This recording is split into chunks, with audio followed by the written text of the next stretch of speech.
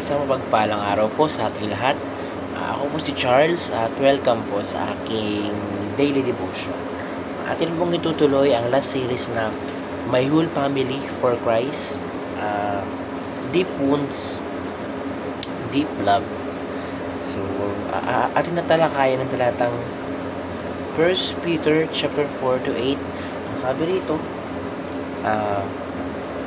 above all, love each other deeply because love covers over a multitude of sins. So, yun, sinasabi dito kung paano tayo dapat magmahal. So, sabi, magmahal tayo ng sobrang lala or malalim dahil ang pagmamahal ay nakakapag-cover or nakakapagtakip ng kasalanan.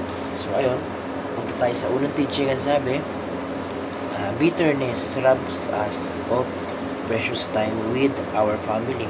So, kapag ang tao daw hindi nagpapatawad, nasasayang yung oras na kumbaga ninanakaw ng hindi pagpapatawad yung masasayang oras natin. So, ayun nga, totoo naman, imbis na nakakapag-spend tayo ng time sa pamilya, imbis na nakakapag-banding tayo sa pamilya, hindi natin nagagawa kasi nga meron tayong tampo. Kasi nga hindi natin nagagawa magpatawad kasi nga may namumuong galit sa puso natin. So ayun, yung pagtatampo or yung hindi pagpapatawad ay siya yung dahilan kung bakit kumbaga ninanakaw niya yung yung mabubuting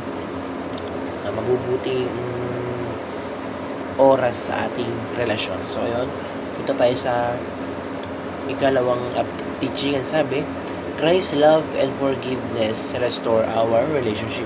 So, ang pagmamahal ni Kristo at patawarin ni Kristo ang nagre-restore ng ating relasyon. So, isipin nyo na lang kung paano tayo minahal ni Kristo at kung paano tayo pinatawad ni Kristo. So, dapat ganoon din tayo sa pagmamahal.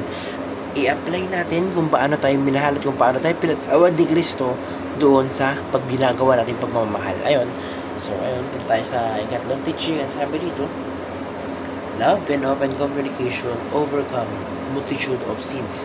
So, ayun, ang pagmamahal daw at ang open communication or pakikipag-usap ay nalalampasan ang kung anumang klaseng problema. So, ayun, mga kapatid na, kapag may problema tayo or kapag may namumuong conflict sa relasyon natin sa isang tao, ay pilitin natin na mag-communicate. Pilitin natin na makipag-usap, gano'n, na to the point na ayusin, di ba? Ayusin nyo yung relasyon nyo sa pamamagitan ng pag-uusap. So, dapat mali yung hindi kayo nagpapansinan, mali yung nagpapataas na kayo ng pride. So, ayun, dahil sa pagmamahal, ay marami kayong kayang talunin ng pagmamahal yung kung anumang kasalanan. Kahit kung ano man yung kasalanan na marami. So, ever tayo sa application. Ang sabi rito, save our relationship while we still have time. So, yun mga kapatid, dapat wala tayong pinalilipas na oras. Kapag ang tao, kapag meron kayong conflict or meron na kayong hindi pagkakaunawaan sa isang relasyon nyo, dapat ayusin nyo na yan hanggat maaga pa.